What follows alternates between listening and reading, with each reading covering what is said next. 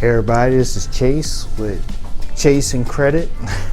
Had to put some power behind that one. ChaseNCredit. A recent video we was talking about how marriage can affect the credit score, and I think we found I learned some things how marriage can affect the credit score, and I've been through that. I've experienced that myself. Good and bad. Let me point that out. All right. But anyway, today we're going to talk about does having a joint bank account, affect a credit score? And I was asked that question, legitimate question, and we're going to talk about that for a little bit. So, in a recent class I was holding, again, a group of couples in business, or a couple couples that was about to go into business, was asked some legitimate questions about joint checking accounts, and they wanted to know, is it good or is it safe to have joint checking accounts, and would that affect their credit score or credit rating? And so because a lot of people like to have their own account, right, with their own name on it, with their own access to it, own debit card, own credit card, own social security number. But then when you get married, you share everything. You share your bed, share your house, share your you share your box of Cheerios. You share all that, all but a toothbrush. But then you think, hey, you go to the bank account, you got access to your spouse's bank account because they usually put it together, or they can.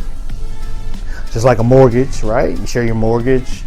And sometime, like with Chase, you might have your mortgage, might have your checking account, your savings account, everything's all in one, right? So that's pretty much shared. So you're wondering, will that affect your credit score? When you think about it, again, social security numbers are separate, right? Credit histories are separate. So checking accounts can be kept separate too.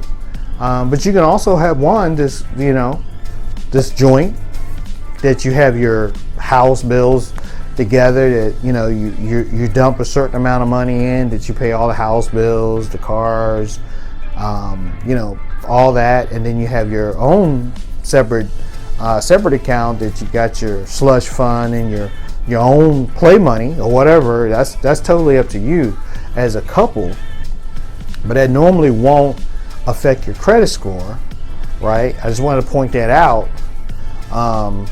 as a couple, right? Now, if you do have a joint account, and this is where it gets bad, if one of the spouses is not good with managing money and runs the bank account up or overdraft, run it over, and it becomes a problem, and let's just say the bank wants to close it, right, because there's no more money in it, and then you owe them, and then it goes to collections, right, and then it could go to one of those collection agencies, and then there's some other things that bank uses that says that you can't open an account with this bank anymore until this is cleared up. So now that is like a credit hit, which is separate from the credit bureaus, right? Like paychecks. That's a whole different discussion. So But it's a joint account. So because it's a joint account, your name is on it just like the other spouse's name on it, right? It ain't separate. Even though you got separate social security numbers, separate credit histories and all that, it is now on both of y'all accounts. Paychecks, or some of these other ones that's not just paychecks, that's saying that you can no longer open an account until this is cleared up. So you can't go and open another account at that bank or similar banks until that's cleared up. Like, it might be $60, might be $160. But now that shows up at one of these outside credit bureaus, not TransUnion, Equifax, or Experian. And now what's that saying is you can't open up a bank account. You're not good with banks. You're not good with checks. It just opens up a whole new can of worms. You can't even open up a credit card with those banks. That's bad. So the question is, will having a joint account affect my credit? The answer is yes, it can. So it just went from just having a simple joint account with your spouse to now being in a whole different system and not being able to open up an account because somebody couldn't manage money. So it can get very twisty very quick if everybody's not on the same page, and then it can go worse than that, especially if you got a business and that's not handled right. Everybody's not on the same page. So it's like everybody got to be on the same note, or it's going to get very sticky. So again, I go back to, what's the strategy, right? It's got to be a strategy here of y'all as a couple, y'all as a team.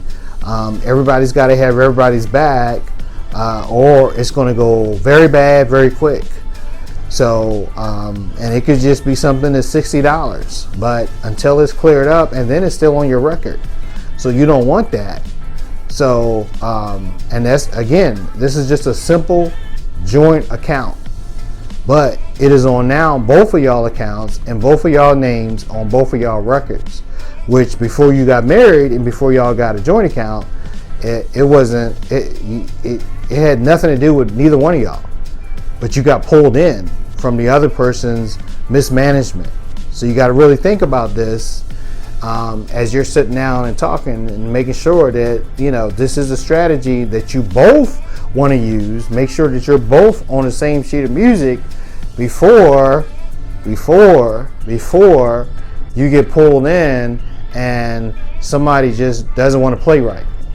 So just keep in mind, right, when y'all get together, it's about building a financial freedom plan, right? Every move you make, right? You charge that credit card, what's the strategy? So same thing, one of y'all are writing a check, what's the strategy, right? Every move you make, it's not just that simple, like, well, I'm just gonna go and cut this check for this gym membership. What is the strategy, right? Because a gym membership is a reoccurring bill going on every month. What is the strategy, right? It bounces, and then it's not that simple. So again, a joint checking account, it doesn't have to, but it can affect the credit of a married couple. So hopefully that helped. Hopefully it made sense. Hopefully I didn't make it too extreme, but I didn't want to make it too simple either. So, but hopefully you got something out of that and you take heed to it. It's about building a financial freedom plan for your family. So everybody's got to be on the same sheet. So on that note, bring it to an end. This is Chase with ChaseNCredit. If you want to leave some feedback, leave it here. If you want to subscribe to the ChaseNCredit YouTube channel, you can subscribe here. And we look forward to talking to y'all again soon. And we'll talk to y'all probably tomorrow.